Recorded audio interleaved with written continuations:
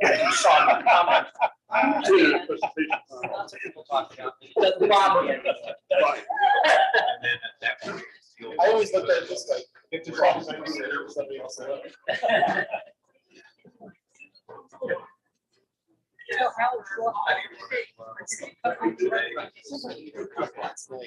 We're sitting there. And I'm talking to her. How's it going? She's like this. So she says that tonight, she had just had the twins today. And I said, then I came home for lunch.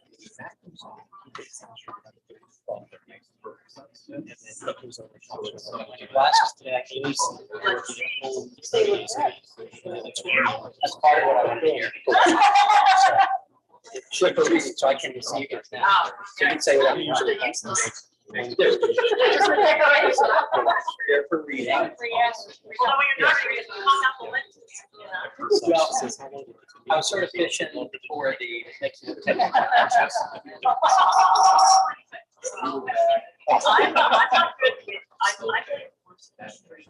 Like you change your hair, unless you change like your entire Well, there is, and I do have a lawyer, so I can understand your reluctance. What's that? I have a pretty good lawyer, so I can understand your reluctance. Yeah. Works both ways, you know. You're right.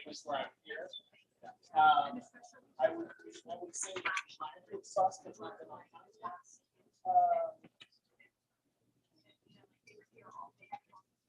Yeah. That was it. That's the last one. So.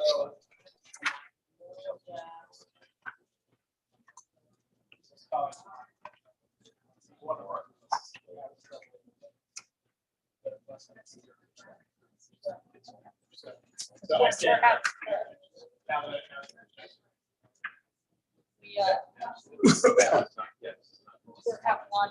Say something? Oh, what do you want me to say? Megan? Okay, she can hear me. I just want a couple of things on the agenda. I can hear.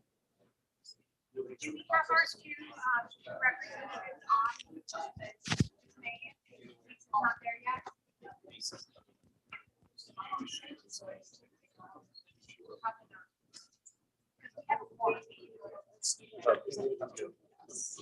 Well, yeah, we're supposed to talk about it. Okay, go ahead. But the same for, we have no, we're not moving anything.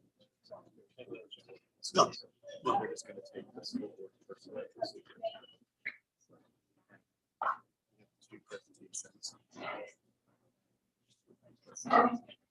Just have the, we'll have the full presentation. Let's do presentation.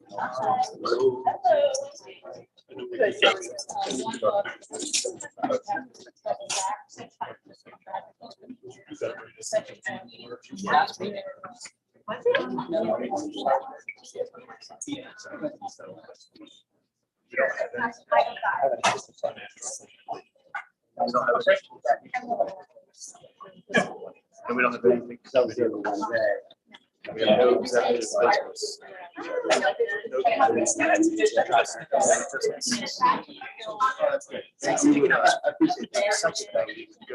Sometimes you wonder. Talk about superintendent. Awesome. That's a lot of pressure. Regular meeting of the Newton Board of Education, which will be held in the cafeteria at Newton High School, 44 Ryerson Avenue, New Jersey, and virtually for the purpose of transacting appropriate board business.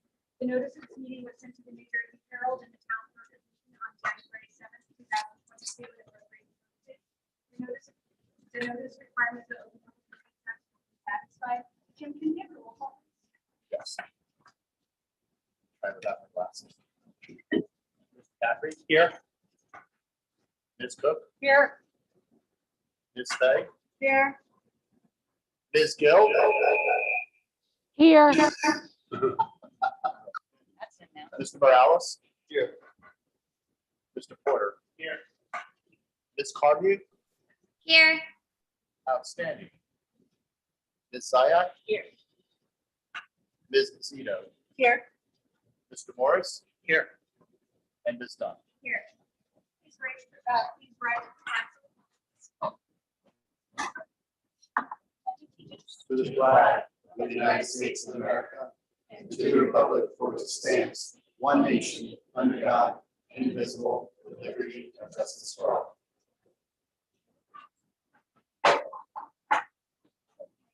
Mission statement is, I think it's that side. Sam, I'll let you start. The mission of the Newton Public Schools is to educate the whole child. We believe today's students will become tomorrow's leaders. Therefore, it is our expectation that all students shall achieve the New Jersey student learning standards at all grade levels and graduate ready for college, careers, and life. We believe success is an unlimited commodity, and every child can be successful. Therefore, we focus all that we do on student learning, whether that comes through academics, athletics, the arts, student activities, or community service. We believe in the power of diversity. Therefore, we look to identify the unique talents of our students and help them to build those talents into strengths by expanding their knowledge and skills.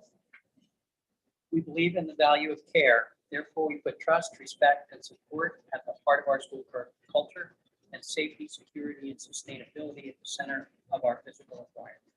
We believe parents, teachers, support staff, and citizens must partner in order to help children achieve their highest potential. Therefore, we organize ourselves as community schools to ensure we allocate sufficient resources to the social, emotional, and physical well-being of our students, as well as to their academic achievement. And we will start this evening with our presentation. So, Jeff, I would like to go ahead and start that out for us. Sure, I'd love to. In either order, or why don't we start with Ryan Hernandez? Sure. All right, so bringing to you today is the student representative to the board, as you know, something that shows that we're doing across the state, which I think is excellent. Our board has done an awful over the years. We have two representatives who are elected through the student council election process. So when we our advisors retasked the description of the president, vice president, to include representation of the boards when our student body voted, they knew full well that this was part of the responsibility. When our officers were elected, they knew as well that they were it was part of the responsibility. So here today with us is Ryan Hernandez, and he is our student body vice president, and she will share the responsibility with Kira Reinheimer, who is our student body president.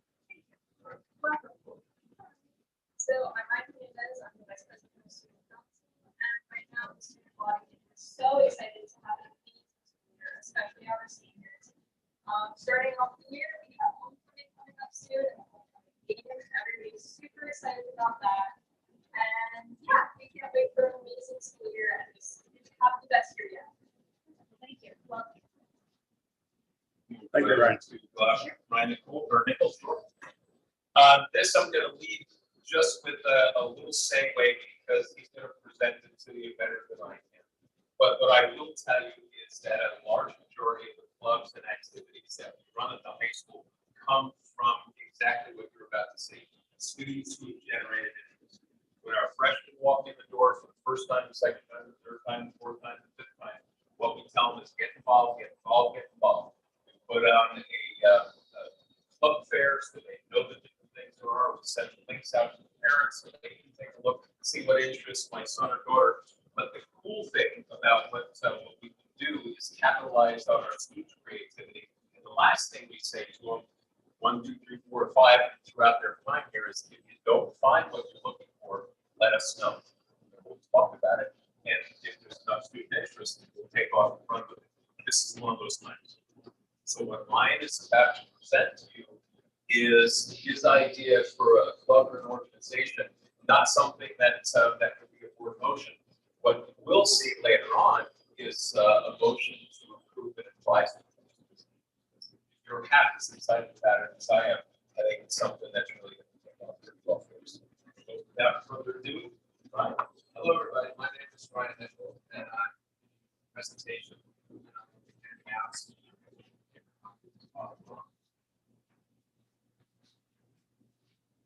Thank you.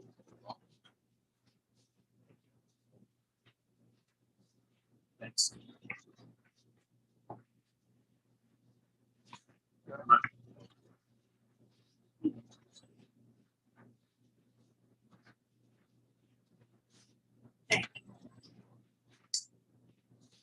Thank you.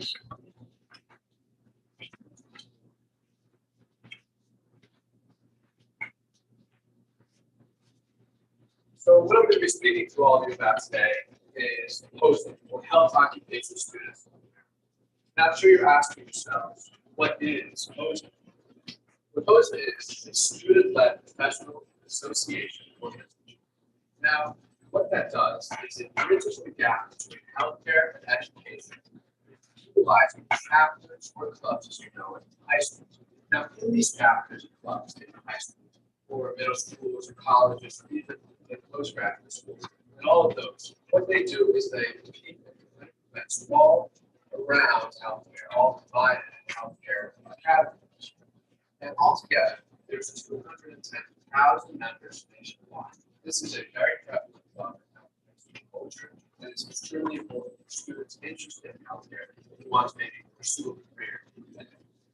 OSHA is endorsed by the United States Department of Education. It's federally endorsed by the government. They have given their approval.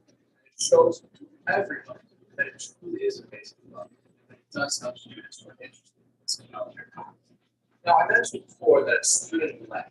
Now, why this is so important is because students, better than anyone, understand the strengths and weaknesses of students. Because that's who they are.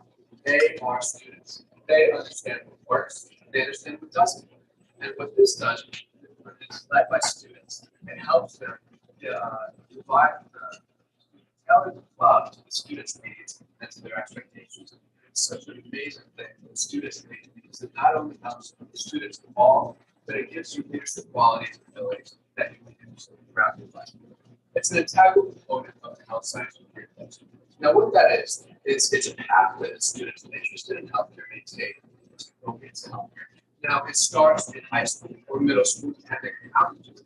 And what it is involving yourself in club activities, and you develop an interest into healthcare, and you understand the benefits and the things that really help you out.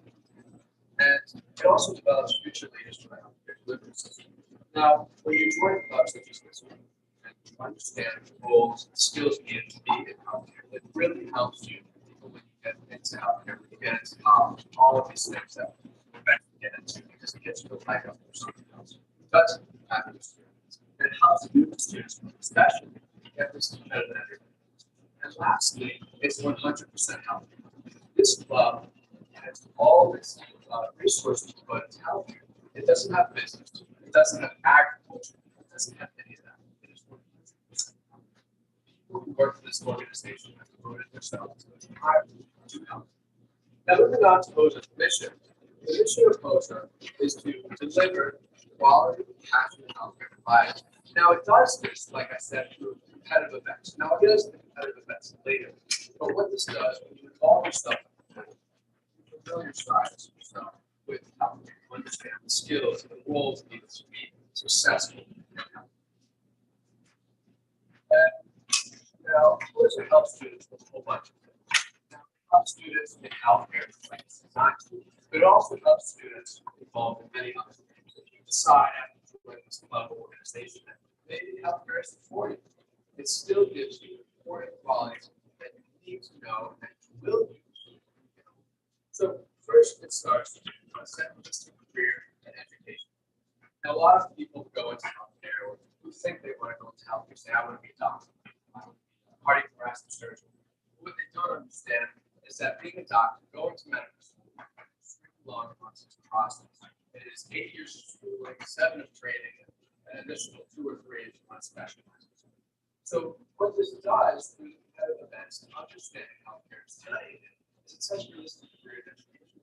Maybe you say after joining this club, okay, this is above my expectations. Maybe I want to become an RN or a nurse or an EMT, something along those lines. And it develops workplace readiness. Like I said before, through these tests and these events, you gain the necessary skills needed to perform in healthcare. And it really does help you if you plan on pursuing a career in healthcare because you already have the advantage over those who have not joined the club, those who do not have the skills necessary. And it helps you understand the healthcare issues. Now, with anything, understanding the issues help you change the environmentally. Now, healthcare altogether is about health. Now, a lot of people think healthcare helping people is a direct buyer-patient relationship, but it's so much more. When you understand the issues of healthcare, you can help patients more than just treating an injury. You can change the healthcare system by changing the inequalities and gaps in healthcare, ultimately leading to an increase in patient care. And it develops effective leadership qualities and skills. Now, in healthcare, it's unique because it is one of the many fields where a whole bunch of teams come together to provide quality patient care. You have radiology, cardiology, you have the doctor, x-ray, all together, all the leader of their own team coming together to give the patient quality care. That is why it's incredibly important to have effective leadership skills. Doctor in charge of that entire group needs to command the attention of everybody. And one of the most important things, in my opinion, is the networks of healthcare professionals. It is extremely important that students and young that they network, because networking is how you get your name out there. It's how you involve yourself in the healthcare world, job opportunities, or education opportunities, scholarship. It's so important, especially for new high school students who have a lot of reliance scholarship. And it also helps you participate in it. Now, healthcare in itself is complicated. Taking away the monetary aspect of it is all administrative. So any resources gained from this is helping through many activities that I plan on doing later on in the year. We will be helping you significantly. It helps you build self-confidence, motivation, and things like that. And this is what really ties into the last one, pursuit of excellence. Now, in healthcare, like I was saying before, it's extremely important. And pursuing a degree in healthcare will help you pursue excellence.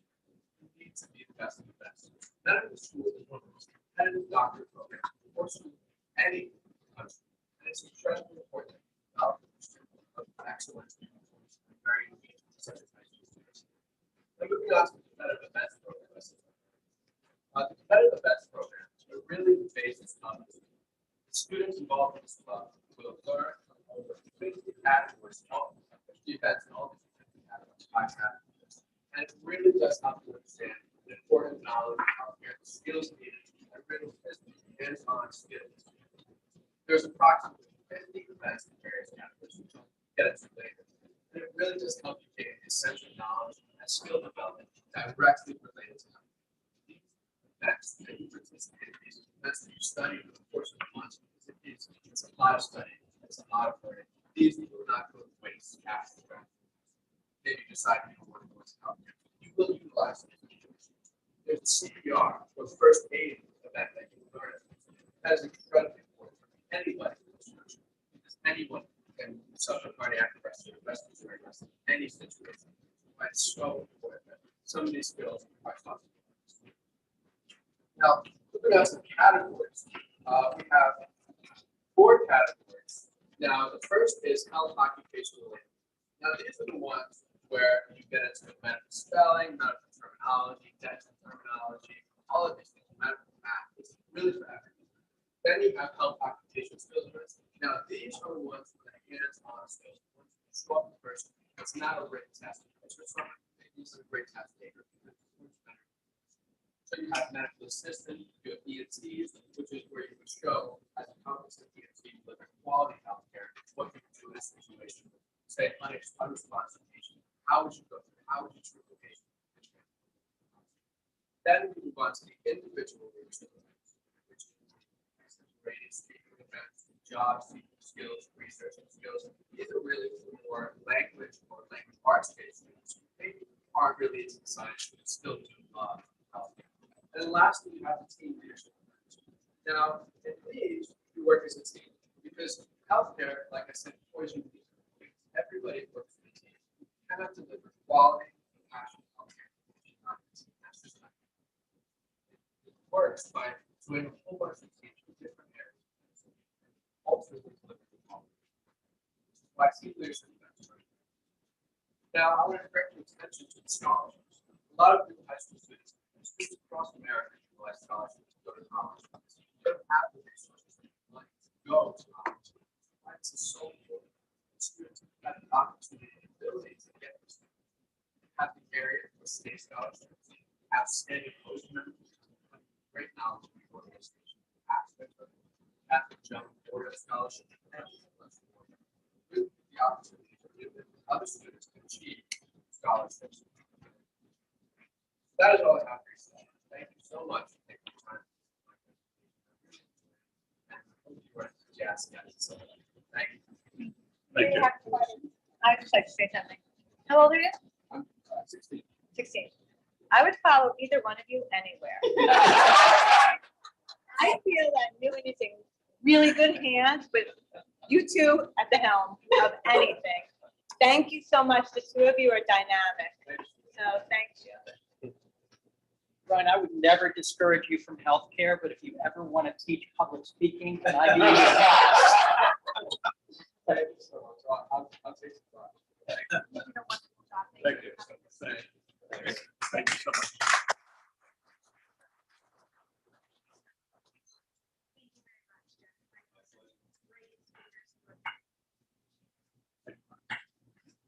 At this time, we'll take public comments on agenda resolutions only.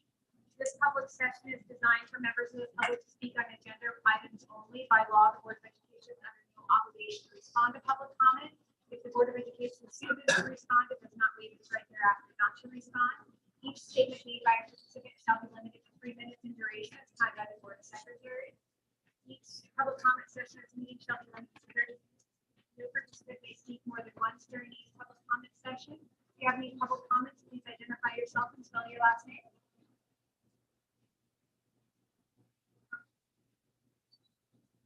Yep. Okay, that will move on to committee reports. We do not have a negotiation or finance. Do we have a PTO or an HPO update? PTO, yes. Thank you. So for Mary Math, PTO registration is now open for the 2022-2023 school year. New membership is required annually. As a reminder, it is $5 per family to join, and that will allow families to participate in meetings, volunteer at functions, and support all of the great initiatives that we undertake during the school year. A link is currently up on the Facebook page to register.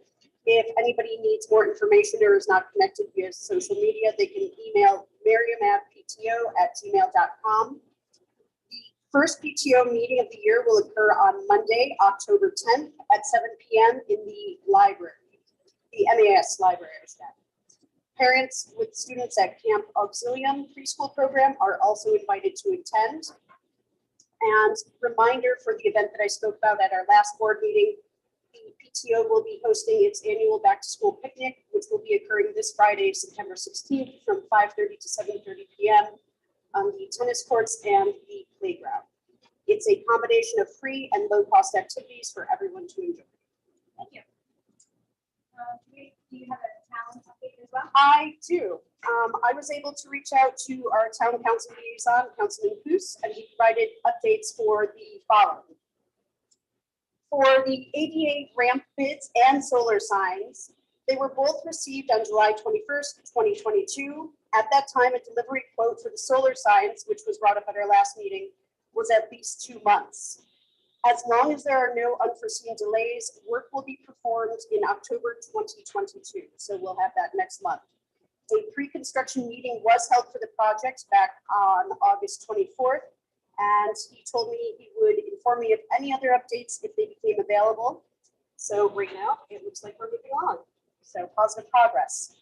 The next town council meeting will be held tomorrow night, September 14th, which is unusual. We usually have them on Mondays, but because of the holiday, it was moved around. It will be 7 p.m. in person and via Zoom. And as another reminder, tomorrow night's agenda will be the second reading and public hearing of the ordinance that will provide funding for the renovation of the fire museum for the town of Newton. Thank you. Joni, do you have an ed services update? Yes. The ESC is without a principal and will be posting for a principal this week. Our superintendent is currently doing dual roles. We are also down 9 paras and we'll be posting for those as well. Project search is underway at Newton Medical Center. And our next meeting is October 3rd at 7 p.m. We don't have a TBC update. Great, do you have a legislative update? You want to discuss something else that you sent over to us as well? Yeah, now we're. Oh, yeah, you just want to give us a legislative update, we'll talk about that. Well, I don't have a legislative update. That's, our meeting is Saturday Okay. coming up, yeah. Thank you. We'll move on to sending district reports. Mr. Porter? The Regional Board of Education met on August 24th. Some of our teachers who were with that school year. Thank you. Anne Marie? The Green Township Board of Education had their meeting on August 24th also. And the big news is we approved the MOA between the Board of Education and the Green Township Education Association. And we're looking to ratify later in the month, and our next meeting is September 21st. Wonderful, congratulations. Thank you. Thank you. Mr. Lee, your report? Yes, just the folders this month contain 3 items. One is a copy of the superintendent's report I'll be referring to. The last week of the update, because sometimes there's things in the update that we might want to talk about. The board report, and then a copy of the professional development plan. And I'll be talking about some of those things. Opening of school, I did forward 2 updates to the board about the opening of school.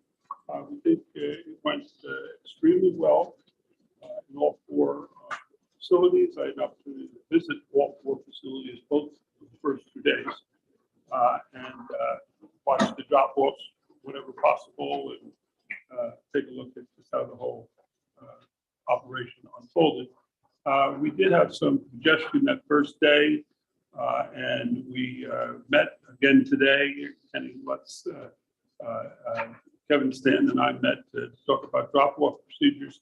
We're taking a look at some of the things that have been put into place to ease some of the burdens, and some of the clarifications I've received today have been very helpful to me. And the big thing is they've reestablished the drop-off area out by the tennis court, which seems to be making a significant improvement in the operation. So we'll keep you posted. Again, we probably spent an hour on it today, just talking about our options and making sure I understood everything that goes on relative to the entry, and very important. And I think we got a lot done today. Also, the Perkins 5 Act. I just wanted to talk about this for a moment. There's a program called CTE, which basically has to do with business-type programs in schools. Last year, I was the interim superintendent in Middlesex County VOTEC, so I got a very interesting indoctrination about that.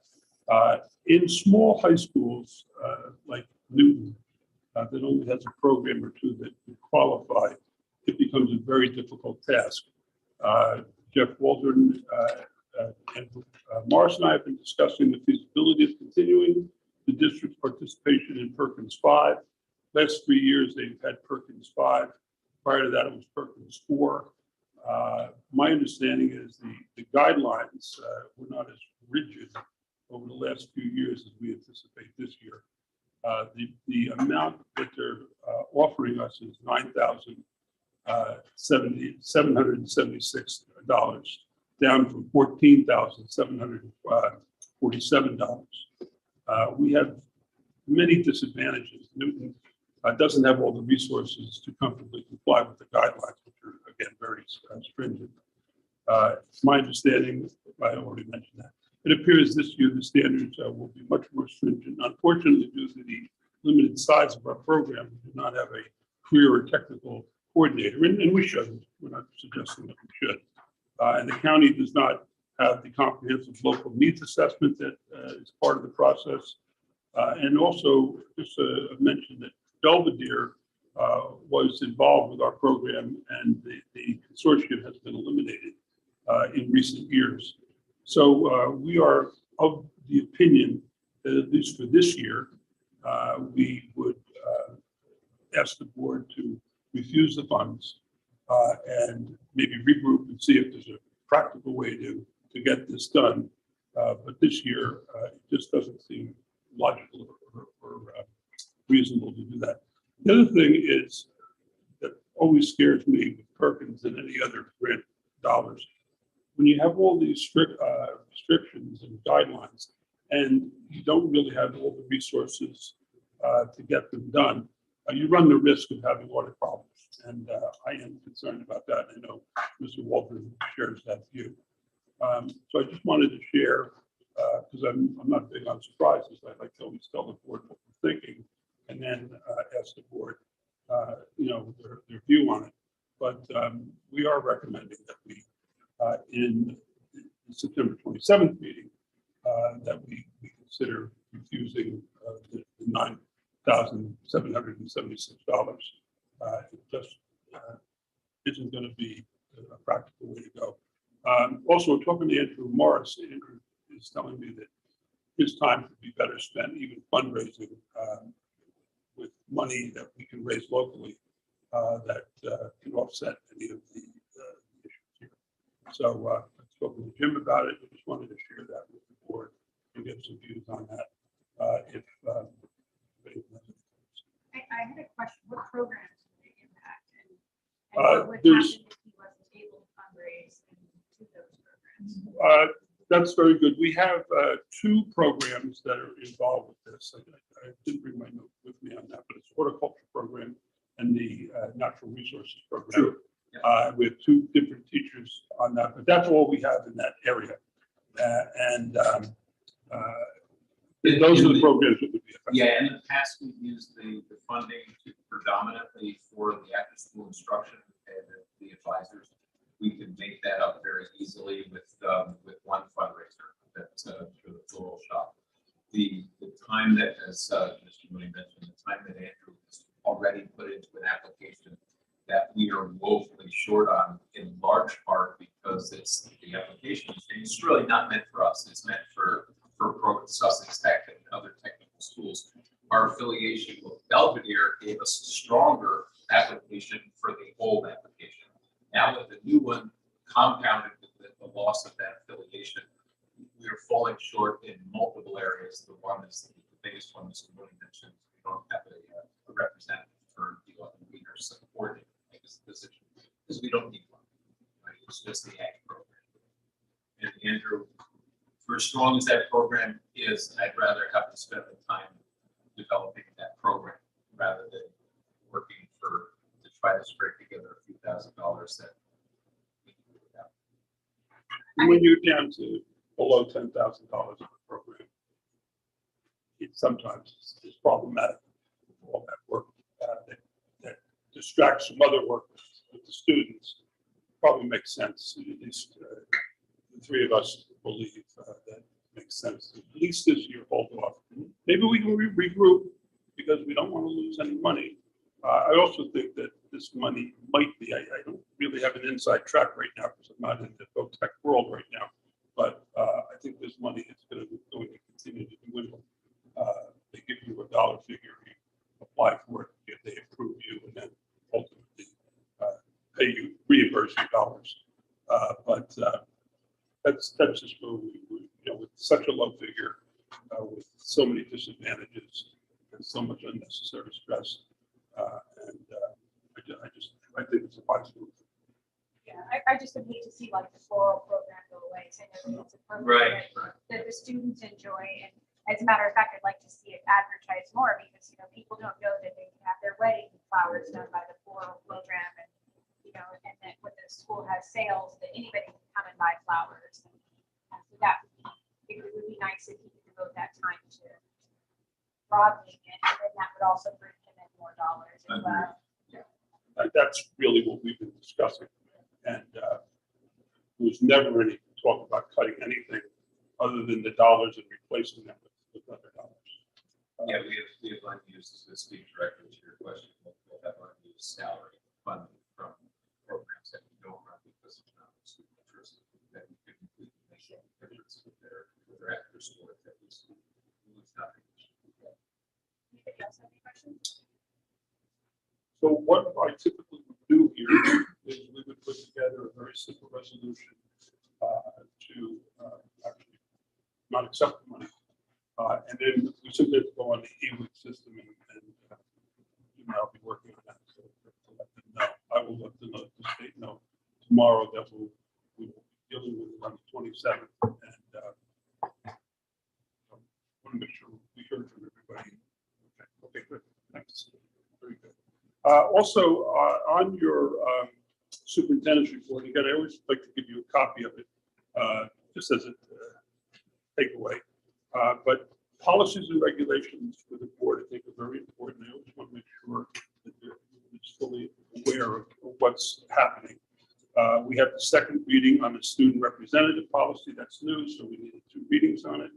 It's actually a bylaw, and as is the quorum guideline, that's a bylaw as well. Student journalism is new, so it does require a second reading.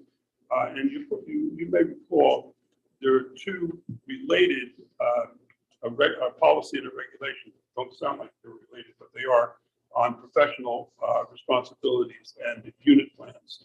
And I mentioned, and I checked with the principals, we use unit plans district-wide, so that the word lesson plan doesn't really apply to how we organize our instructional day. So we made that switch. So the first reading was as it was. The second reading is with that minor adjustment, which I did speak to the board. Okay. Professional development plan. I gave you a copy of the professional development plan. One of the things that I just wanted to make sure that I mentioned is the professional development plan is a work in progress. We try to finalize it in June and then touch it up perhaps in July and August. But as things happen, particularly, hopefully the COVID thing is well under control, but as things happen, we need to at times change our plan. So it is a work in progress, and we touch it up. It's administrative mostly at this point, but I did want the board to realize that we do have a plan. That plan is written in pencil, if you will, because we need to make some adjustments, and we would plan on doing that. Also, there are a couple of resolutions that made it to the packet, but I want to hold several. I'll be reviewing them and why. Last year, there was discussion about enhancing. I'll just read the paragraph on because it's pretty important. Mentor program below was discussed during the 2021-22 school year as a pilot program in the high school for this year. The program is part of the district's renewed focus on teacher recruitment and retention in response to recent personnel shortages. The program will be funded by Title II. It's actually already written. We checked today with Jim. It's actually written into the Title II program with the money that is probably about what it'll end up costing if the board so approves this. The other reason I wanted to hold this, one is to tell the board about it, but Jeff and I agreed that some of the terminology we're using is probably needs to be looked at because in the original discussion, again, this was the spring of last year, we were talking about the same kind of mentoring language that we had for the state program, which is kind of a minimal program. It's what we do. It's great. We have great teachers working with new teachers. But Ken and Jeff and others have thought that we should do more, and I agree. And this is basically what we're looking to do. And again, no surprises. I wanted to share it with the board this month for this meeting, and then see if the board's okay with what we're doing moving forward. We've been working on wording. Jeff gave me 3 options today, and we agreed to the best term might be liaison. So we're going to be working on that. And if the board is okay with us moving forward, there's 3 levels. There's a novice teacher, someone who's just coming in, and we know what happens with novice teachers. Most of us, in the education field have been there where it's not easy, particularly with all the technology and all the guidelines.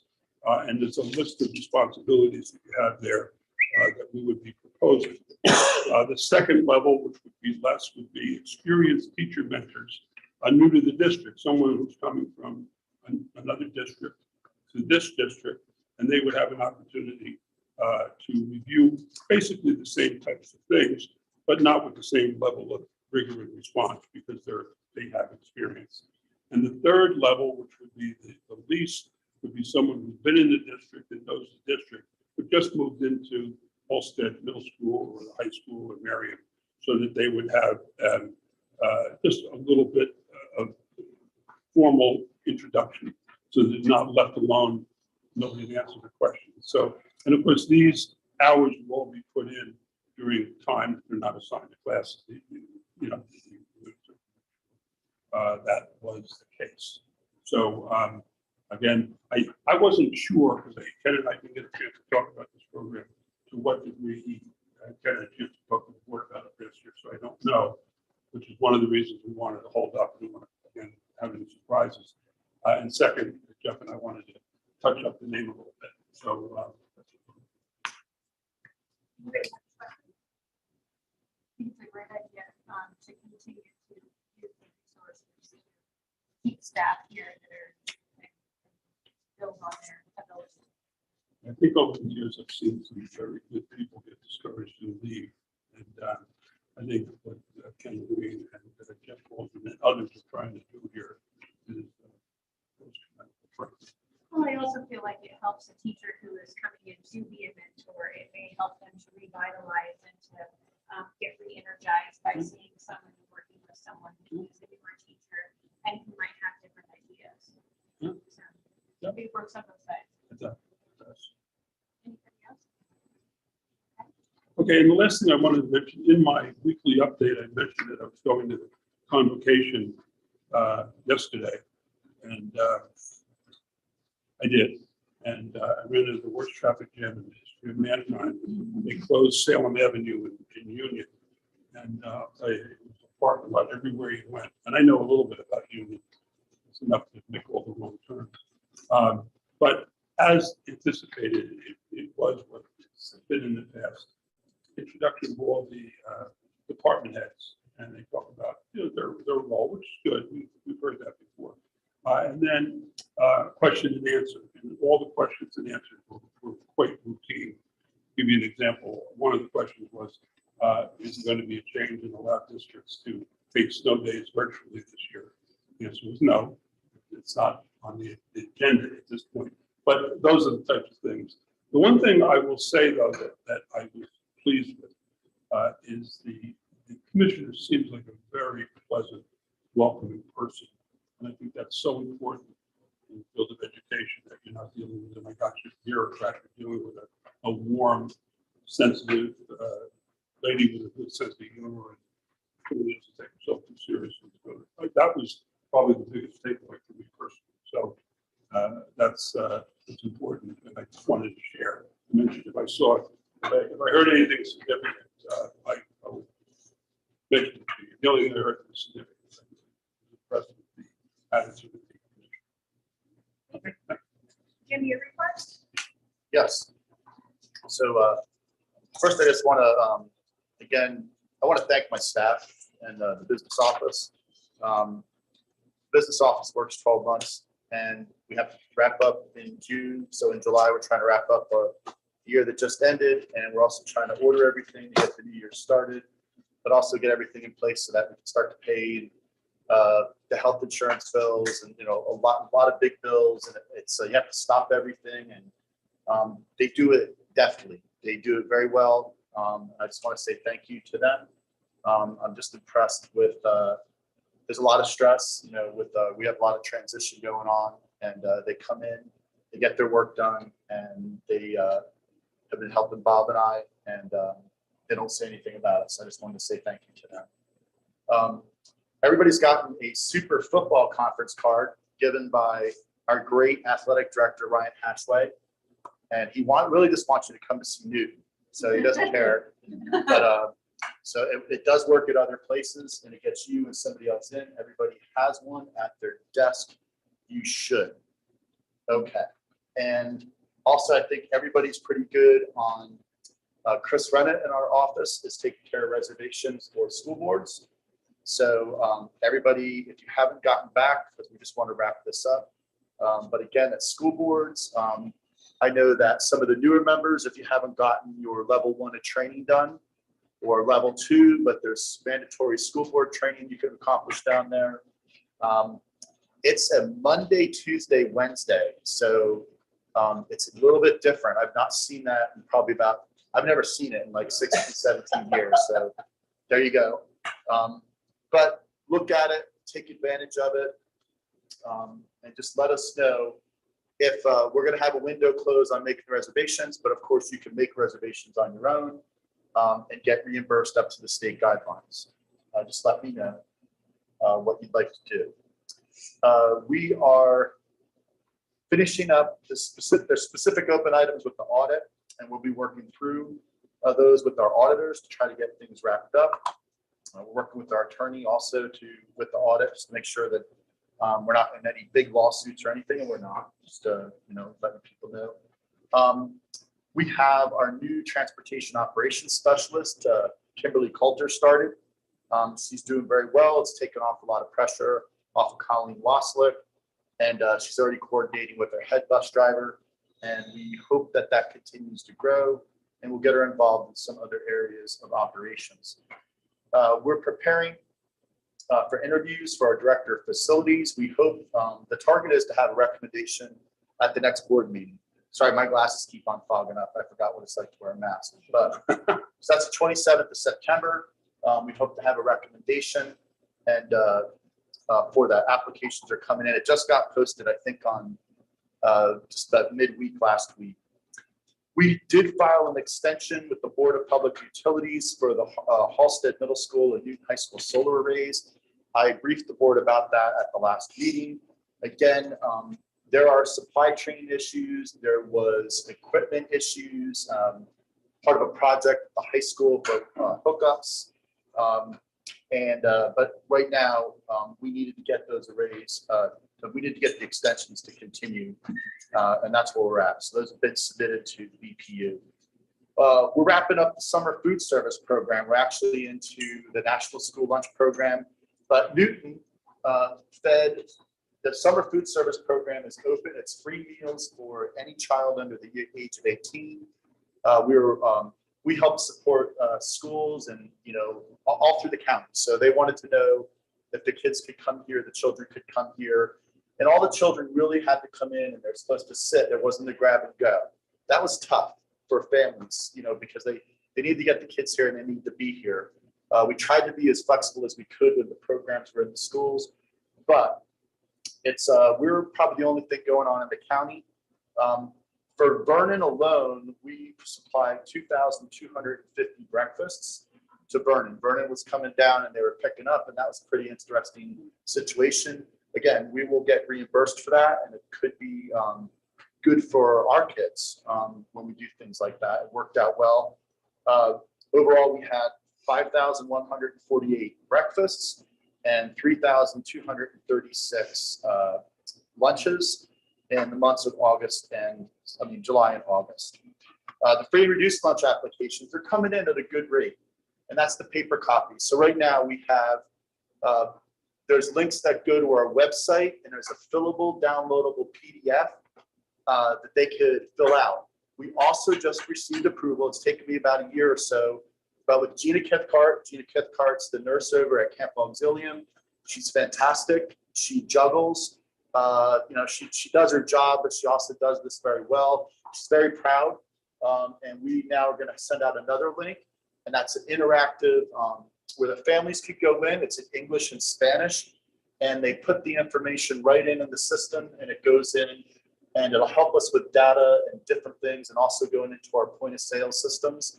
And I think we're ahead of the game on that, and I hope that it's useful. So I hope we get feedback on it, but that's a few extra steps, and we have that up and running. We also, we're going to be just the aftercare program that we had that ran out of Merriam. That's going to be, transitioning to the YMCA that used to be internally run. So that takes administrative, and fiscal issues away from the district.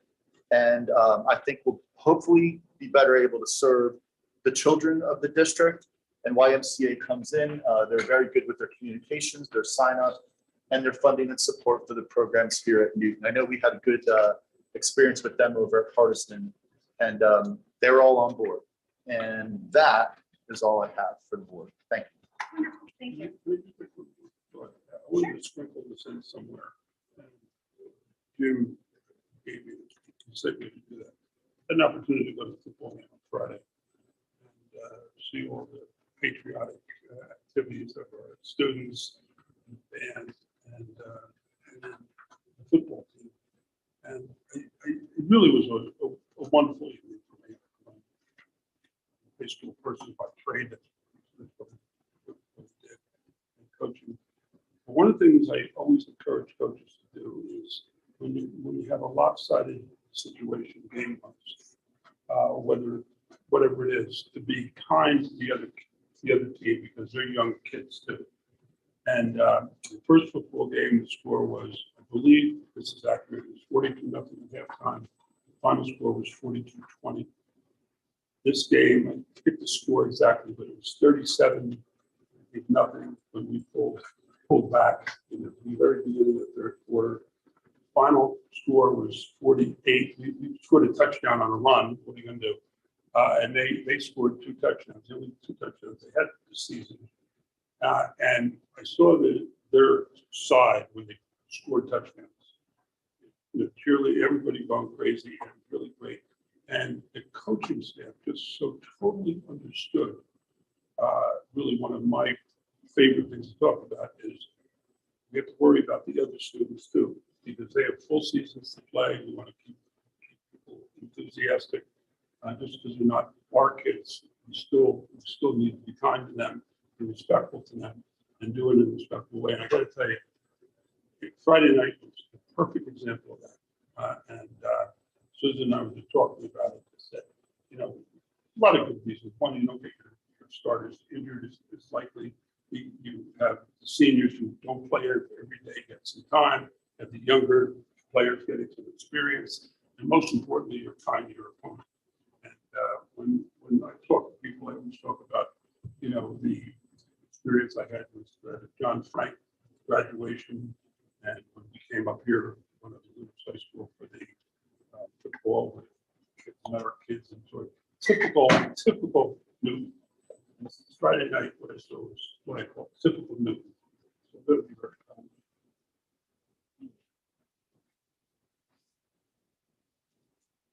Okay, with that, we'll move on to regular board business. We have item A. It's an 11-member vote. Do we have a motion? Joni, a second. Mary? Any discussion? Who was the Joan. Mary? Joan and Mary. Okay, thank you. Call vote. Any discussion? Having none, can we have a roll call, please? I'm just going to take a minute. Bye, Ryan. Good All right, night. thank you. Thank you. Thank you. Take care. Yep. Ms. Fay, Yes. Ms. Zayak, Yes. Mr. Caffrey, Yes. Ms. Cook, Yes. Ms. Gill. yes, I got that. Mr. Morales, abstain. Thank you. Mr. Porter, Yes. Ms. Carmute. Yes. Okay, got that.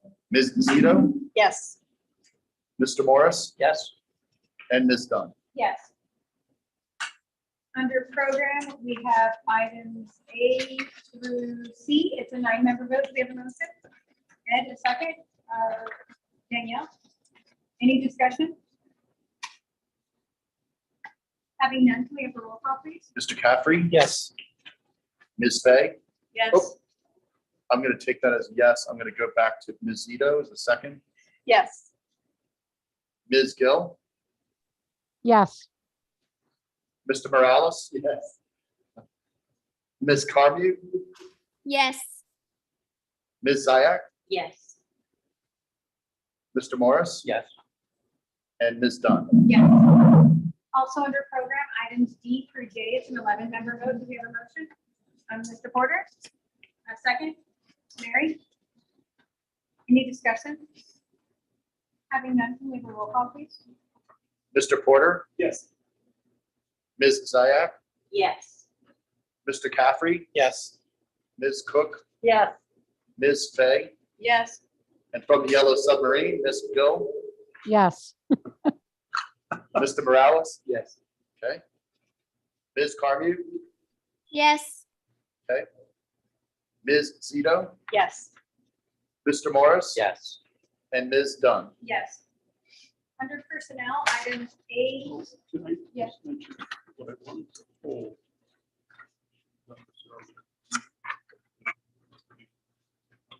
Hold W. Spot here.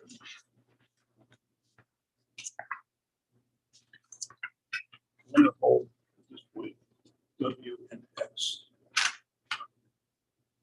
That's okay. Those are the two we spoke of. okay. For next time. Okay.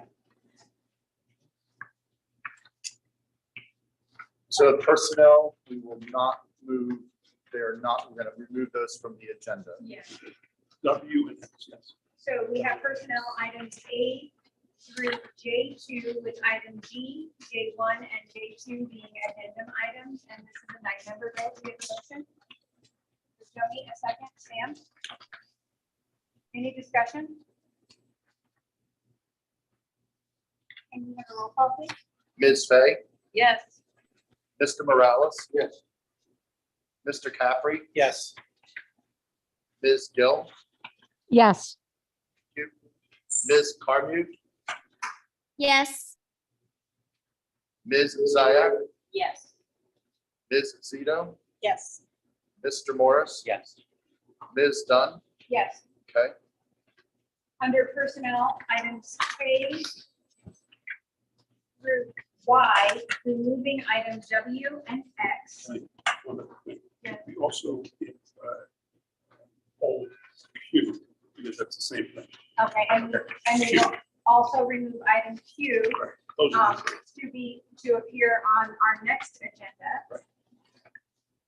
It is an 11-member vote. Do we have a motion? Joni, a second? Mr. Porter? Any discussion? Can we have a roll call, please? I just need to catch up on that. I was just doing the removals. Okay.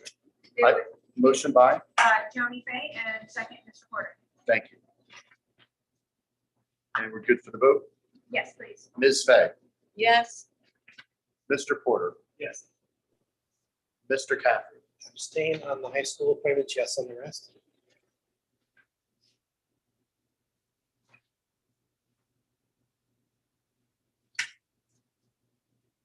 Ms. Cook, Yes. Ms. Gill, yes, thank you. Mr. Morales. Yes. Ms. Carmine, Yes. Ms. Ziak, Yes. Ms. Zito, Yes. Mr. Morris, Yes. Ms. Dunn. Yes. Thank you. Under business, we have items A through E. It's an 11-member vote. Do we have a motion? Ed, a second. Mary? Any discussion? Need a roll call, please? Mr. Caffrey, Yes. Ms. Ziak, Yes.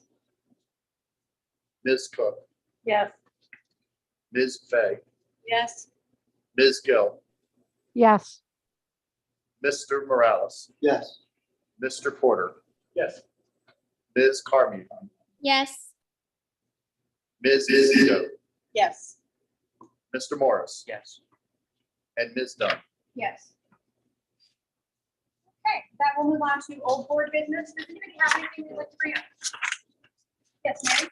I'm not sure if this is old or new board business, but a staff member at Merriam came up to me and said, can you make sure to tell the board when you're there that the Lexi Day Heart of Gold Foundation playground was just on, the kids just lost their minds. And I guess there were, from the teachers that know the Fay family, there were a lot of tears and a lot of happiness. So they said to please express to everybody how grateful they are for Merriam. Thank you. I have two things. Do we know if the town council approved of the chicken coop? I don't know about that. My I think it had to do with the number of chickens or something, Yeah, right? yeah, what we had a waiver, the town allows 5, we were looking to have more. I haven't heard whether they got back on that. I don't know that the town council would have to approve it, I'm not sure what their guidelines are. But we did go to the health department and make the request to increase the number. Also, you were talking about a double protective cage with it embedded into the ground because the animals will bore under. I'm not an expert, I grew up in East Orange, but they'll bore under and then come out and do some damage we don't want. So they are doing everything in their power to make sure the chickens are safe. But I did not hear about that just yet. I do know that they did reach out and find out about the rules and ask for a waiver so that we can bring, I don't know, 10, 12, whatever we need to do. Thank you. And my other thing was, I know we have spoken for many years about the congestion at Merriam Avenue. Yes. I got a chance to witness it myself when I went to go feed my daughter's cats while they're on vacation. We have kicked the Gardner Avenue exit can down the road many, many times in many, many years. And we keep talking about having it happen, and then it just gets pushed to the back burner once again. And I just experiencing the traffic nightmare down there, as I call it, and I'm not even a parent there anymore. I just think that would alleviate so much congestion by having that exit onto that side road to get those cars out of there a little bit quicker, and you just alleviate a lot of that congestion. So what day did you go? Um, The first day? no, it Okay. was the second day of school. Okay. Yeah. Because the first day, It it was, was a rain day. Yeah, it was a and rain very day. tough. Yeah. We met today, but it's the better part of an hour. Yeah. Knock it around, make sure I understand what we do, what we don't do, and just review all the guidelines. But I think one of the things that's going to help, as I mentioned before, is the drop-off lane. They have people in all strategic areas, and principals are out there trying to get people, to drop off. When the parents get out, and yeah, it really delays. So we don't want people to be double parked because right. It's dangerous. So today I got delayed traffic jam on 206, but tomorrow I just want to observe it again. Mhm. But we are trying to figure out the best mousetrap to deal with that particular issue. And, the school years ago, and I wasn't here, but it was designed for fewer students than perhaps we have here. And the parking lot is probably undersized. The fact that we don't have a parking lot on the other side, we're dealing with some things. So all we can do is make it as efficient as possible. We're working on that. So And I think too, just to give a little history, because I've been here forever. Yeah. Back when I went to Merriam Avenue School, it wasn't K-8. Yep. Or, no, I'm sorry, K-6. Right. We had Hampton also Oh. for a majority of the mid to late 70s before McEwen opened. But we also had contracted busing in town where you paid your envelope on the first of the month and you got bused to Merriam. So it alleviated a lot of that traffic.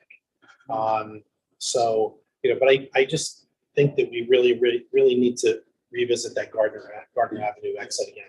Right, so the playground situation was, one of the main points in that as well, Right. because, it's always been an issue for me as well for the Merriam Avenue. I'm always worried how parents let students, their children out to run through the parking lot Mhm. with a lot of near misses. And so having the playground and having the administration at Merriam strategically place the new playground completely away from the parking lot, also keeping in mind that eventually the board will be, hopefully going for another opportunity for referendum to move the middle school down there.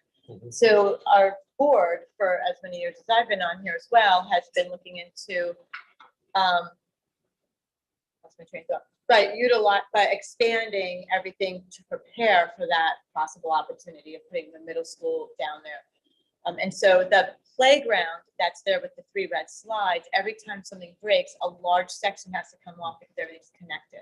So by building the new playground and having administration strategically place it in the back, where it still leaves enough room for a middle school to be added on, and for all of our other things that we were looking into, possibly taking down the tennis courts in the future for parking. But having the new playground provides the opportunity when the board is financially ready to take down that large playground and make, it's more feasible now. We're now one step closer. Right. So I agree with Ed. I really would like the board to consider when we do our facilities plan to put that at the forefront as one of the top things. I agree. It's been something that we constantly address and then push off, address and push off. And I have said to Mr. Mooney, my fear is, and it's a fear most people share, that until there's a tragedy, it will not be taken care of. And I believe it should be the number one thing on our facilities plan. Number one, let's go without heat. That is the number one. No one cares if little Johnny didn't do his homework, if little Johnny has an accident in that playground, in that parking lot. So I do really beg the board to place it as the number one part on our facilities plan. I really do. Well, I also think that too, since we just hired a new security person, I think that it would be helpful to have the new security person out there, telling parents, you can't double park, you can't do this, you can't. Because it's not that the kids aren't necessarily doing what they're not supposed to do or what they shouldn't do. It's that the parents are not following the rules. And when one parent doesn't follow the rules, it's just like a traffic jam. It just backs it all up. So I think that if we have consistent visibility by the security officer out there, I think that it will help. Yeah. Okay. The other thing that kind of circles back to that is before care. I know that when we had talked about bringing the YMCA in, we talked about that we were going to have a before care program. Has that moved forward, and where are we We at? have 37 students in the program now. Did we do And this it's year? growing, yes. So, and they enter through the main entrance. And it's much earlier, correct? So, but it varies in time, as I understand it, but there's 37 registered right now. And hope for it to grow a little bit because financially it does look better. To add, the before care starts at 7 a.m. They're absolutely phenomenal. And something to point out that many people may not realize, while the YMCA aftercare is pre-K through 2, the before care is pre-K through 4, which is really great for parents that need to get to work early and commute.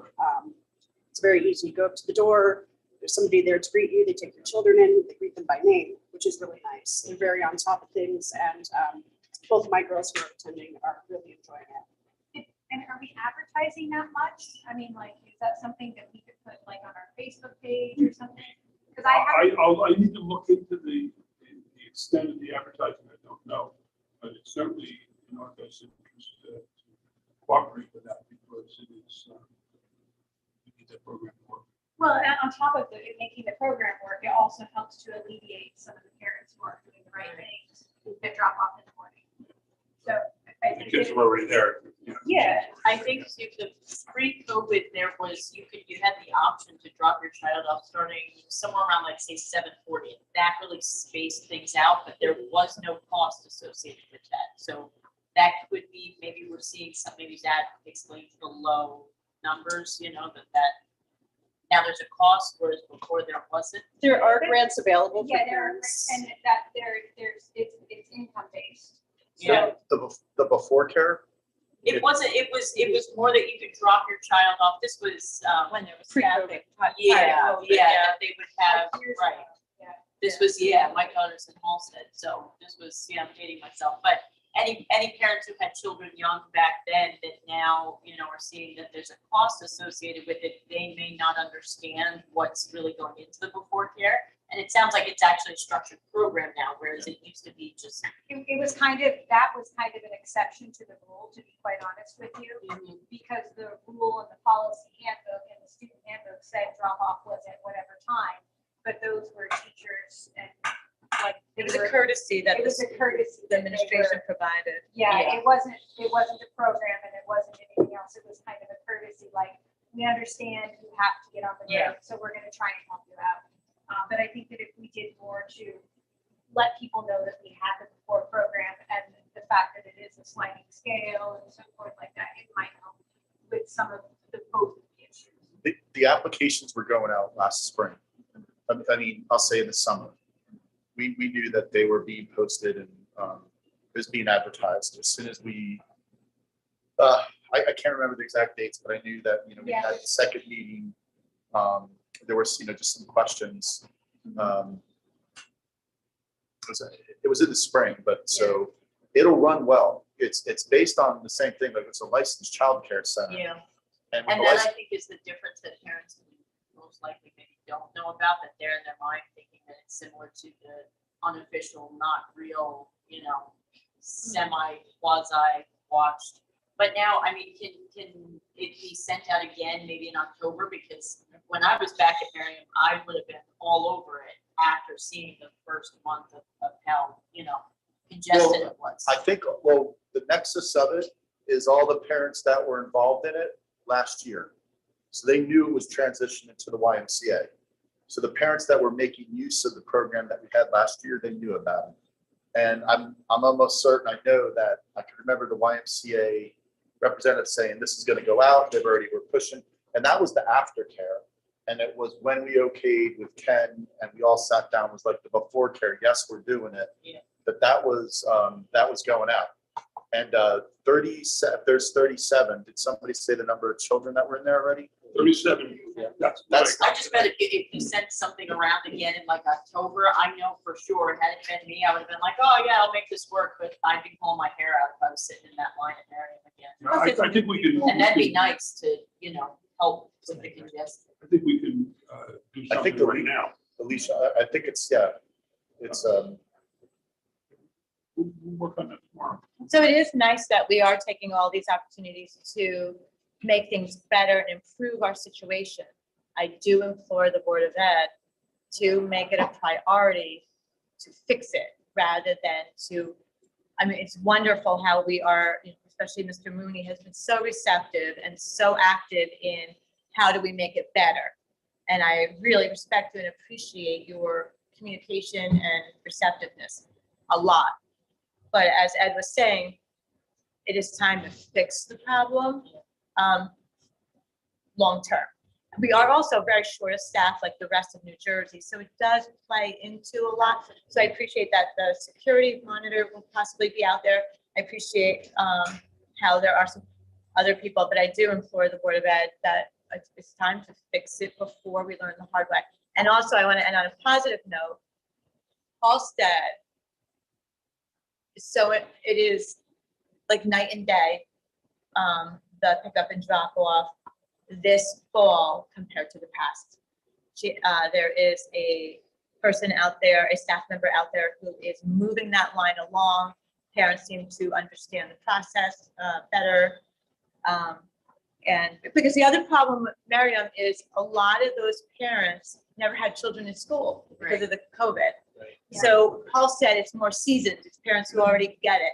So, and there are a lot of walkers when you get hit middle school, but it's still, we've been backed up.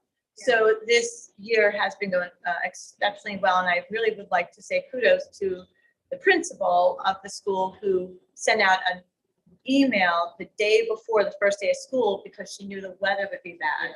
And there was a system that all the parents were aware of. They were able to tell their students, and it was seamless because it was a downpour. It was seamless, and I really would like to say that it was extremely impressive. And I always say for the Board of Ed, I've been so vocal about it, communication is key, whether it's to the staff, whether it's to the parents, whether it's to the students, the community.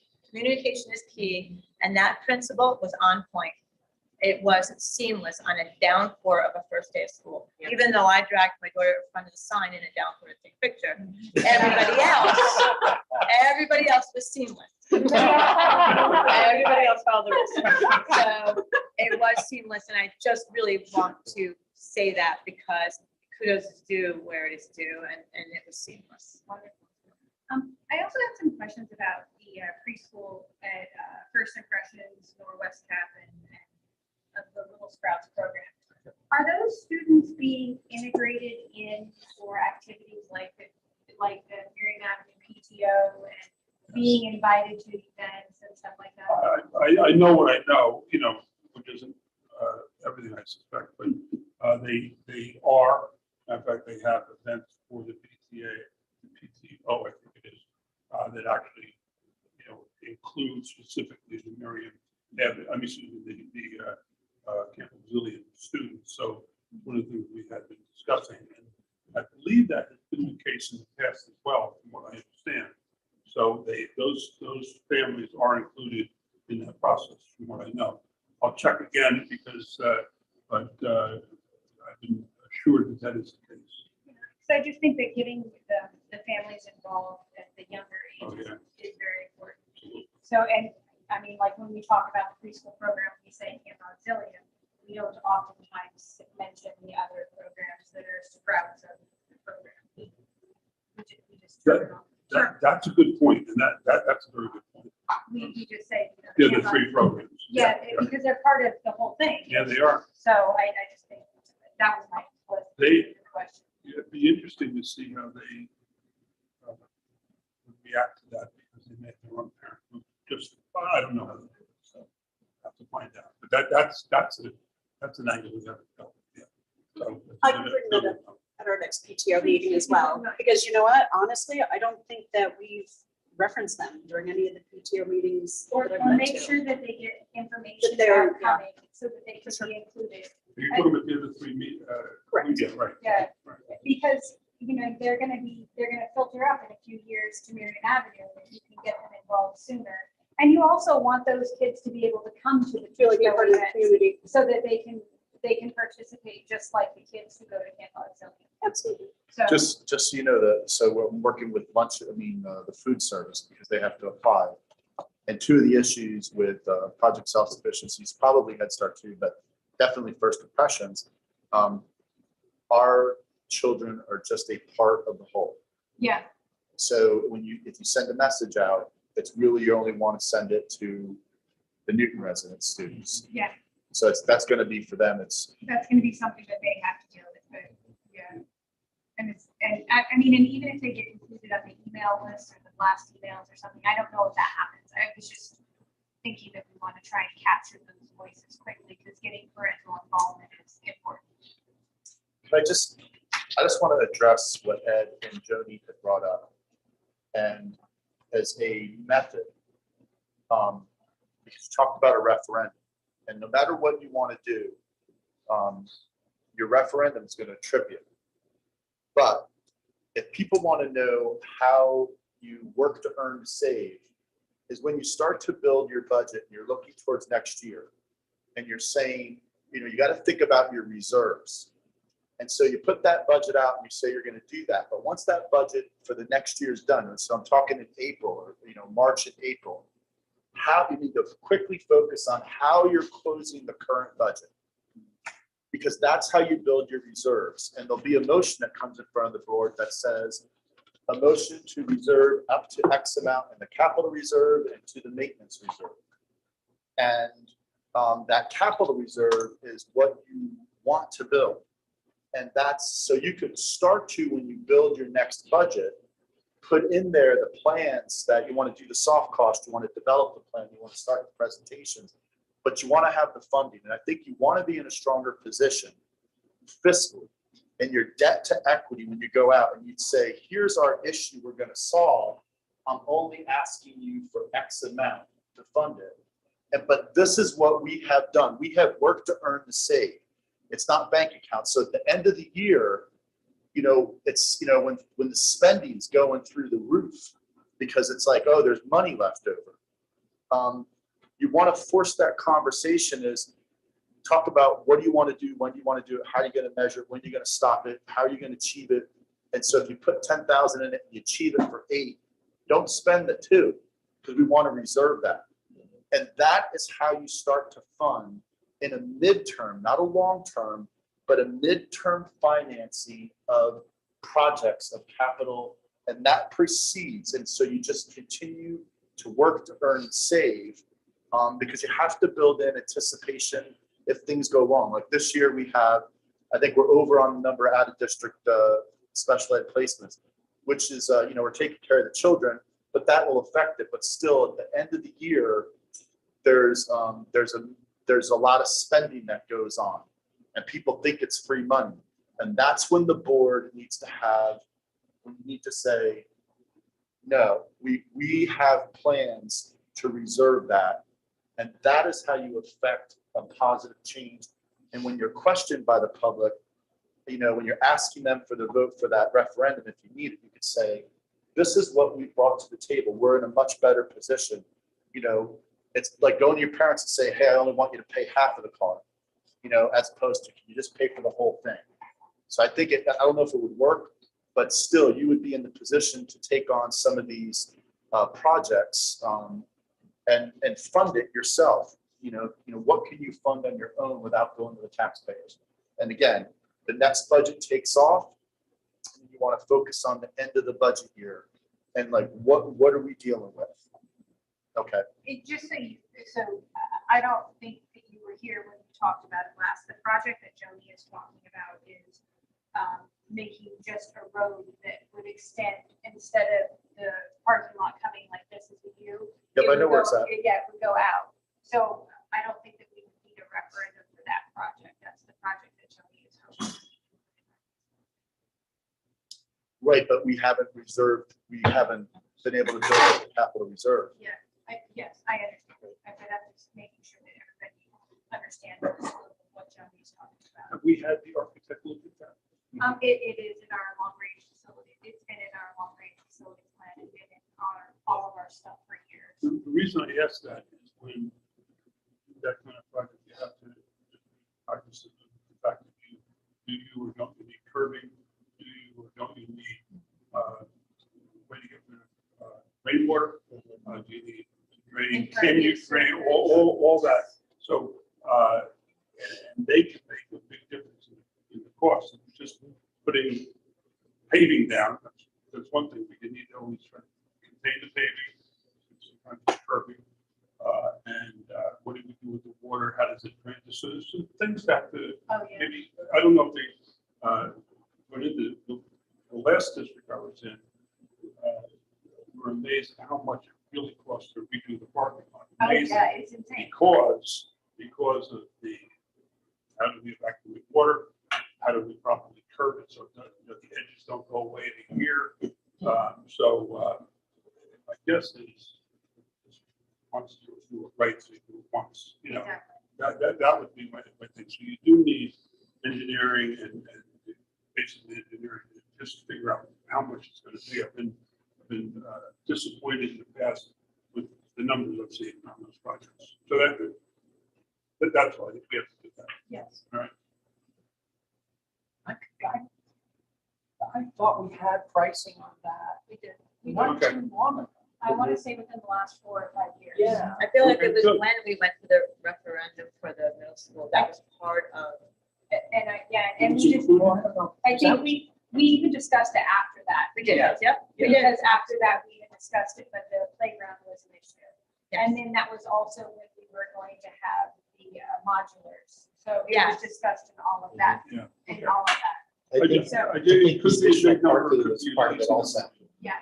Because we had talked about parking on that road and also down on the backside of Marion from the new gym down to put staff parking in there Yeah. also. Yeah. I think that was all part of it. They talked to me about that Mhm. today, Yeah. briefly, so.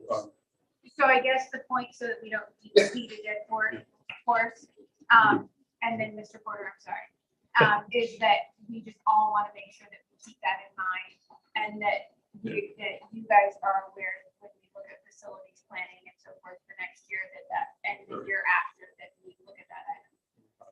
Mr. Cordes. As a Senate district representative, it's really none of my business, but it occurs to me that I think the reason those things came up together in tandem is that we don't want to expend capital funds on a project that will no longer be adequate once the middle school is also there. So I think that's why we're talking about those two things together.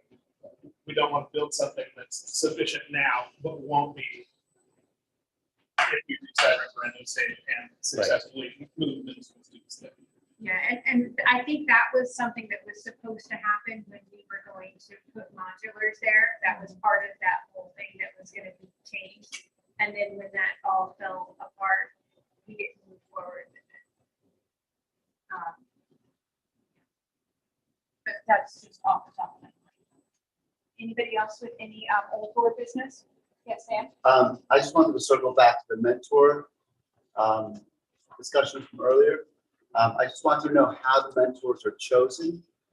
Because a lot of times I have seen my experience, people volunteer to be mentors, they are not the right people to be mentors. Last year, the mentor for a new teacher actually made that teacher quit. If it's a negative personality, I don't know how that works. So I was curious, and you know, so many of my students are teachers now, and I talk to many of them, and so often they're saying we were not prepared in college for what teaching really is. They're still making them write 5-page lesson plans, and they're still doing all these things that teachers don't do. So it's not just, oh, I have a mentor. It is the education, against the reality of teaching now. So I don't know how that's addressed, but one of the things I would say, Sam, is I have tremendous confidence that Jeff Waldron makes good decisions about staffing, and he'll make hard decisions about staffing, make sure that the right people are there, because you're right, if you get someone who is right, it will work. I suspect that the vast majority of our teachers are right on board with that, but I will talk to them about that when we get there. I think he's very careful about what he recommends to us. And when we talk about it, it's pretty clear that he takes it very seriously. So I understand that, but I also have a lot of confidence in the staff that our staff is very good. But I have confidence that Jeff will make the right call and get us the right people. So you're saying that just because they're the most seasoned teacher, that they might not be the best mentor? exactly, like, oh, there's nobody else, so we'll give it to this guy. Nobody else volunteered to be a mentor. I don't know, I'm just curious. We also have to be careful because we have to remember our job as a board is not to do the administrator's job. And so we can't tell them who to pick. Oh, no, I'm not, I don't want to get involved. I was just curious how the process rolls out. He'll be putting out, or already has, I suspect, because he wanted to move on this, he delayed the movement on it, but, I'm confident that Jeff makes good calls all the time. Not that anybody's perfect, but he makes good calls all the time, and takes this very seriously. This is one of the very important projects. Jeff Waldron, because he believes in it, and he can agree that we need to ensure with all the difficulties that staff members have coming into a pandemic situation, things that people, even all the decades I've been doing this, the first pandemic I ever ran into, there's a lot going on. So this is something he's taking very seriously, and administrators and directors are as well. We want the right people. But I do have confidence in our teachers, and I do have confidence in that decision. Anybody else before we move on to a new board business and open discussion? Okay, we'll move on to new board business, open discussion. I believe, Ray, you're first. Yeah, just something to think about. I forwarded a page from NJSBA to folks, and I'm not sure Ray Penny sent out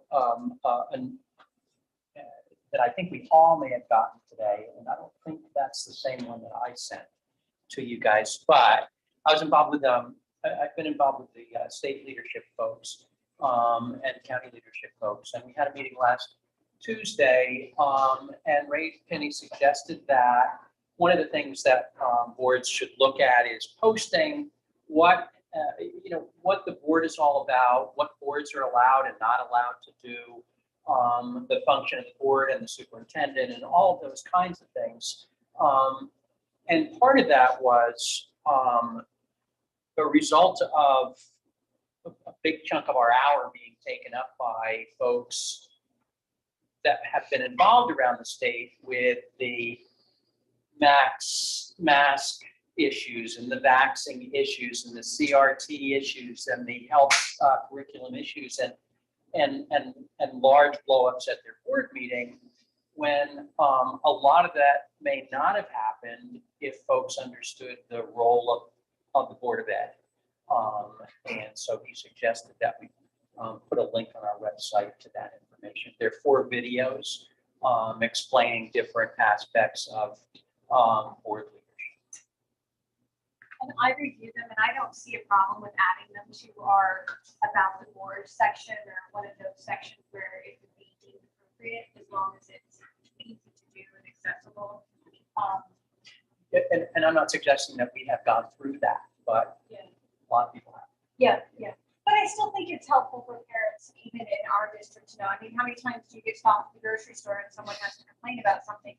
Or we get random email, I know, or we get random emails from parents about something that there's nothing we can do anything about because they need to go talk to the teacher. They need to go talk to their teacher, and then they need to go talk to the principal, and then they need to come to Mr. Moody's office. That there's a process, and I think that if people actually understood the process and the flow, it might help us be able to make a grocery shopping trip in 15 minutes instead of 5 hours.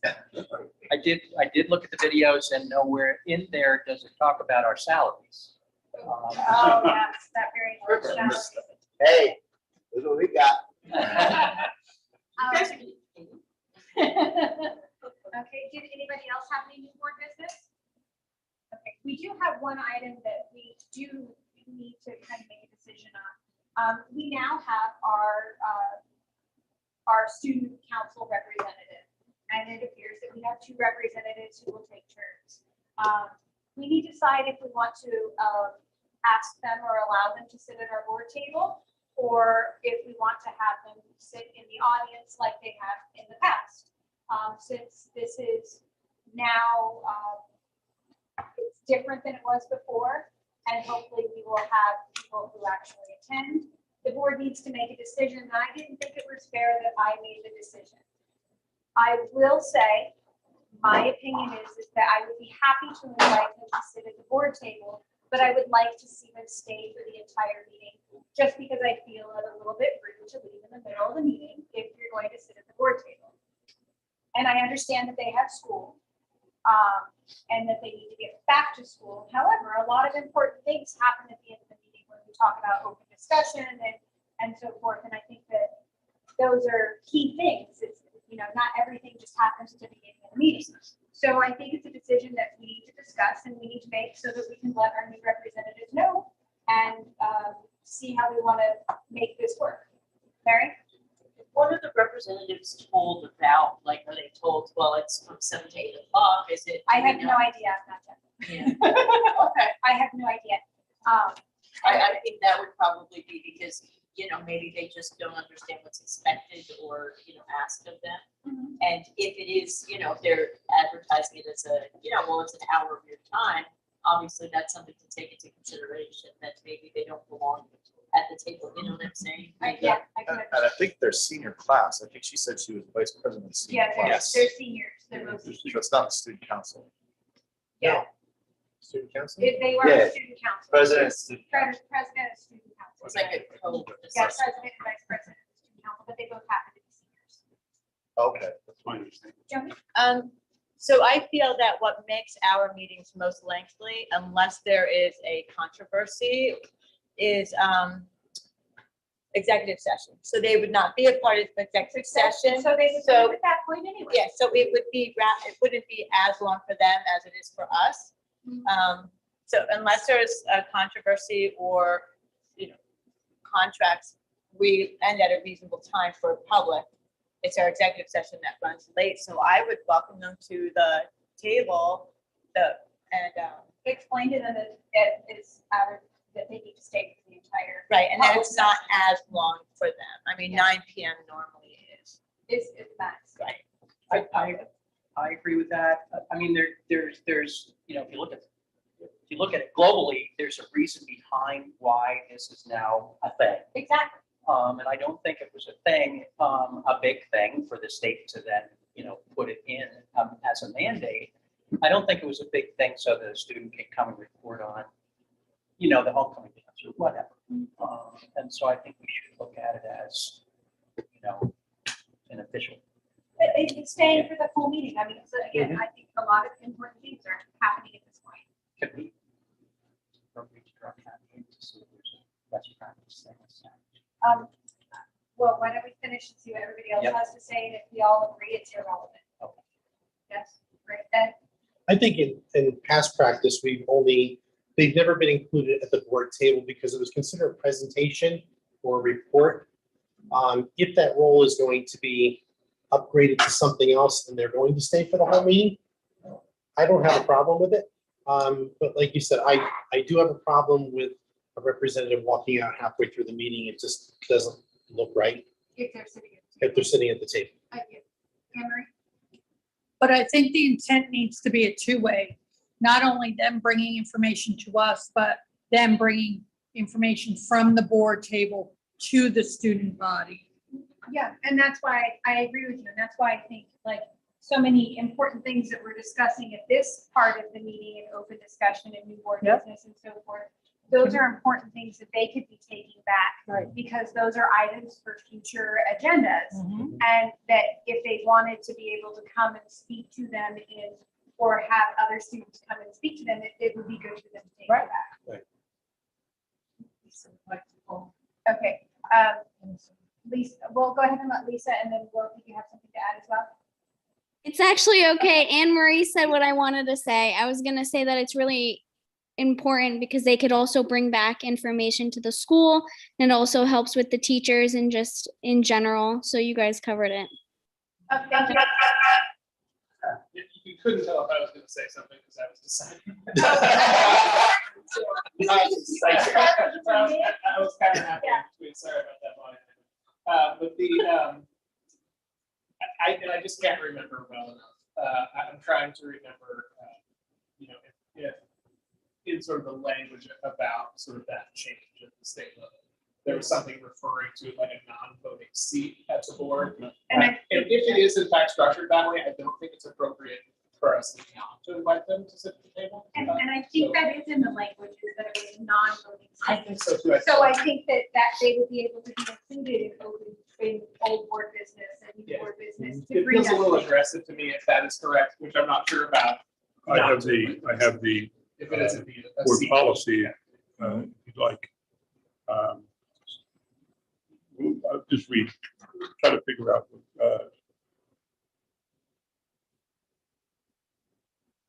Just want to see, I don't want to just read. Anybody else have anything to say while he's reading? Again, I'm not sure how it was framed to the president and the vice president, where they might say, well, I didn't sign up for that, to stay there for 2 hours. Like, I wasn't told that. Is that a possibility? Well, I think that if they're given the information, that becomes their choice at that point. Right. Right. Okay. Yeah.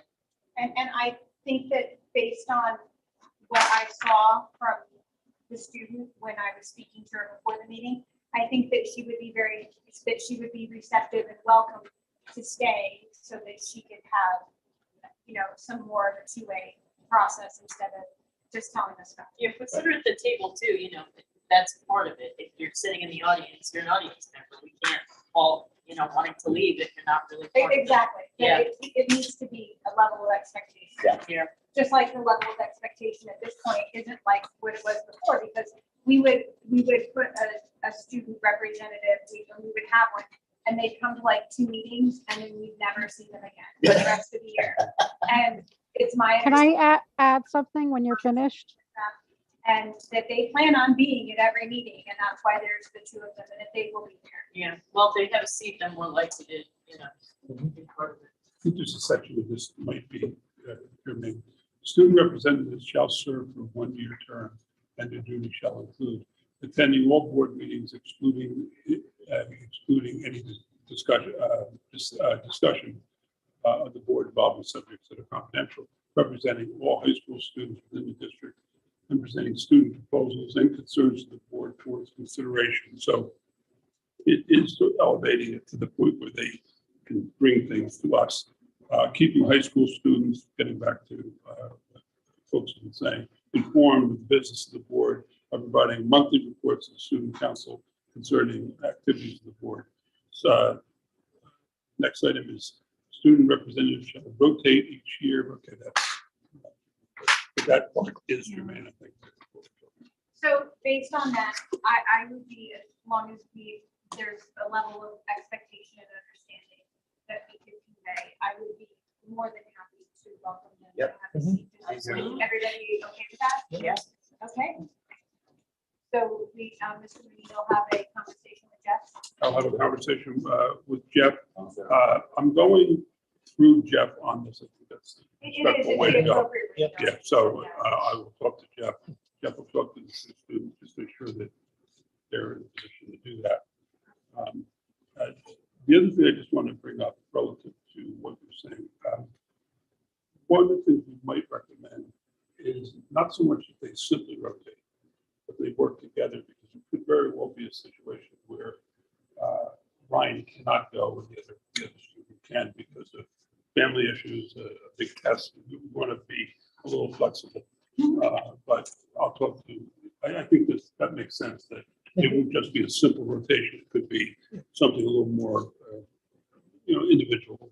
And I think the other thing that would also be appropriate would be to have a conversation with them so that they would understand that a place where they would be able to bring items up would be under old board business or new board business over discussion, that because they are non-voting members, Right. that those are the places where it would be appropriate for them to chime in, as opposed to throughout the whole agenda, since they're non-voting members. Okay. And also understand the rules around someone's employment and speaking about people using names. So Oh, yeah. that it would be very important to explain those rules as well. I am totally confident that's already been explained, but I will make sure.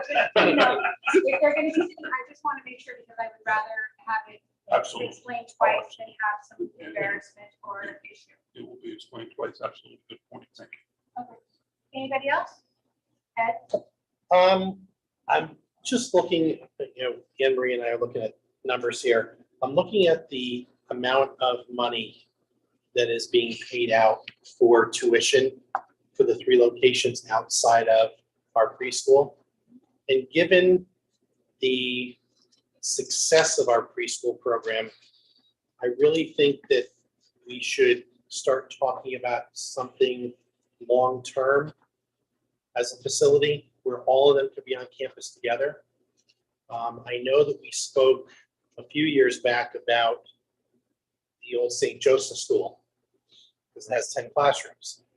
I know at the time, when Fred was here, we fell like 4 square feet short in a classroom of what the state requires. But there sits a building with 10 classrooms on one campus, a block away from our middle school, with a gymnasium and everything that we would need.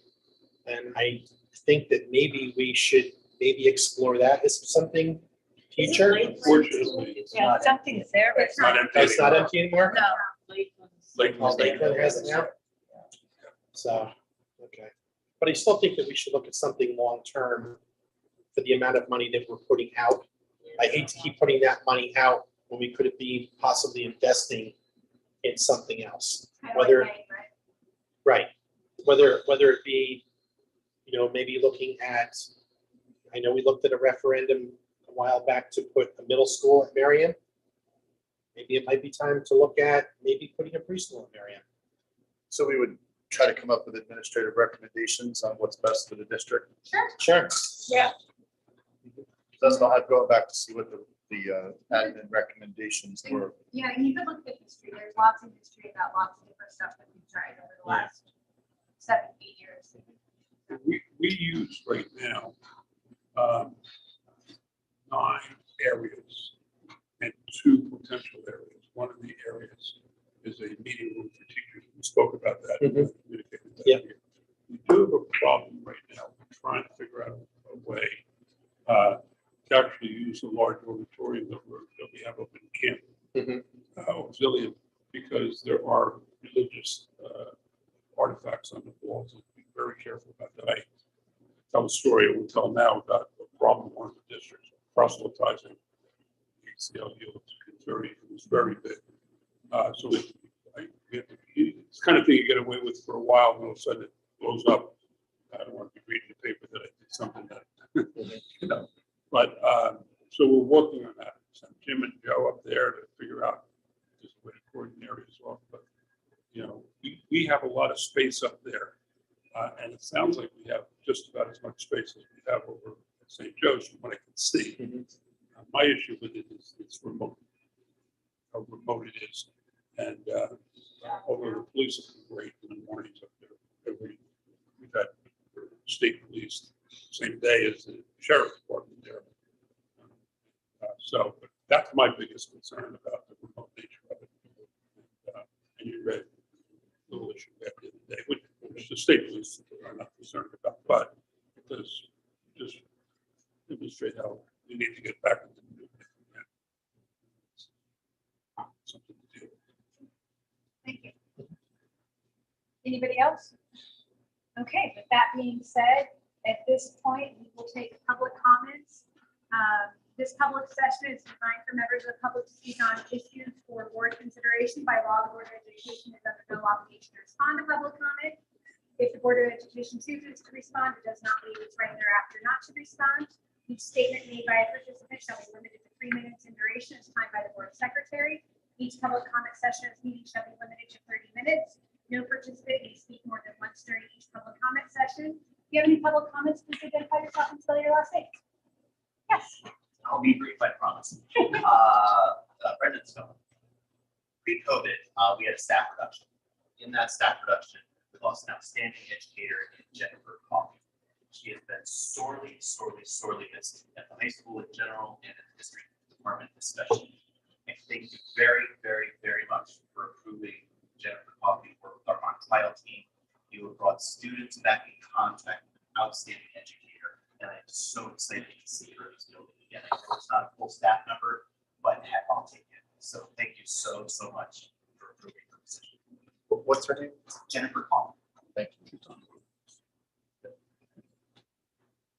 Anybody else? That was real brief. That was very brief. Do we have anything on there? Okay. Having no more public comment, we do not have any committee of the whole items. So that means we will need a motion to adjourn to executive session at 8:47 p.m. to discuss superintendent search, which is exempt from public participation pursuant to the New Jersey Public Law 1975, Chapter 231 Open Public Meetings Act. Any discussion held by the board which need not remain confidential will be made public when appropriate. The minutes of this private session will not be disclosed until the date of confidentiality no longer exists, and the board will not reconvene after the conclusion of the closed session. Do you have a motion, Anne Marie? A second? Sam? All in favor? Aye. Any opposed? Okay. Everybody can take a few minutes and then we will get moving.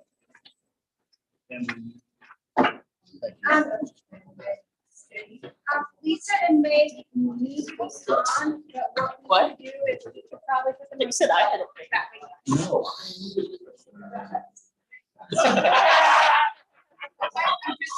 You know what I mean? Like, You want to fight that? I'm happy you're gonna argue that. You know what I mean? This one now. We will make it right. We'll be there. Just so you can put a face in the name. I'm one of the people who's gonna be a mentor, yeah. Oh, right. Well, I already started, so.